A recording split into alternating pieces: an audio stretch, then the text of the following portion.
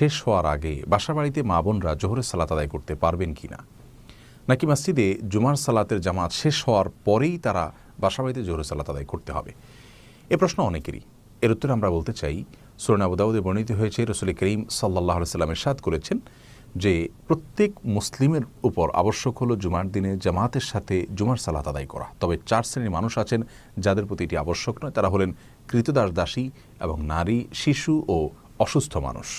এজন্য সারা বিশ্বের সকল ফুকাহা একরাম একমত যে মেয়েদের প্রতি জুমার সালাতে হাজির হওয়া, উপস্থিত হওয়া আবশ্যক নয়, বরং তারা জুমার দিনে জোহরের সালাত নিজ নিজ অবস্থানে আদায় করে নিলেই ওয়াক্তের ফরজ তাদের আদায় হয়ে যাবে। যেহেতু তাদেরকে জোহরের সালাত আদায় করতে হবে, অতএব তারা লক্ষ্য করবেন যে জোহরের সালাতের ওয়াক্তের ভেতরে সালাতটা হচ্ছে কিনা। আর জোহরের সালাতের ওয়াক্ত হলো সূর্য যখন মধ্য আকাশ থেকে পশ্চিম আকাশের দিকে কিছুটা হেলে পড়ে, তখন থেকে নিয়ে জোহরের ওয়াক্ত শুরু হয় আসরের ওয়াক্ত শুরু হওয়ার আগ পর্যন্ত। এ সময়ের ভিতরে তিনি